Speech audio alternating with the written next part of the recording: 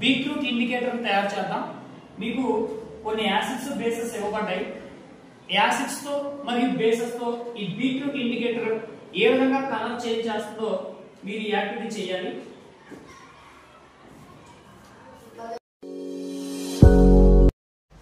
Beetroot తీసుకొని cut చేయాలి, మొక్కలు తీసుకోండి.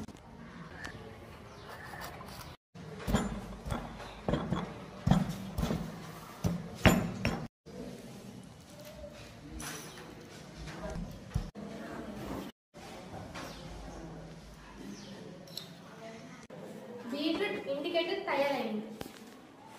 ఇది వెనిగర్, దీని ఎసిటిక్ యాసిడ్ అని కూడా పిలుస్తారు. దీనికి బీట్రూట్ ఇండికేటర్ ని కలుపుదాం.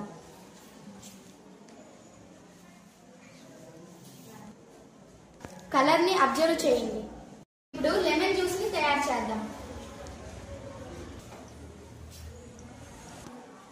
ఈ లెమన్ జ్యూస్ కి బీట్రూట్ ఇండికేటర్ ని కలుపుదాం. ఇప్పుడు కలర్ ని అబ్జర్వ్ చేయండి. ఇప్పుడు సోడా వాటర్ ని తీసుకుందాం.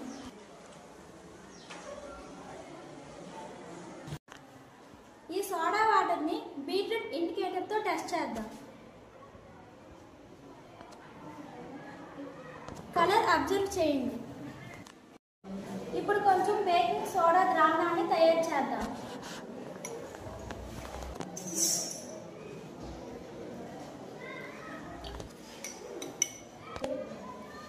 బేకింగ్ సోడా ద్రావణానికి కొంచెం బీట్రూట్ ఇండికేటర్ ని కలుపుదాం.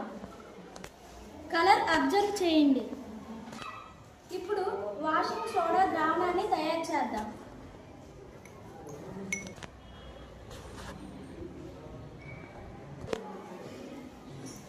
వాషింగ్ సోడా ద్రావణంలో ఇప్పుడు బీట్రూట్ ఇండికేటర్ ని కలుపుదాం. కలర్ అబ్జర్వ్ చేయండి. బీట్రూట్ ఇండికేటర్ యాసిడ్స్ లో రెడ్ కలర్ ని, బేసెస్ లో పర్పుల్ కలర్ ని ఇస్తుంది.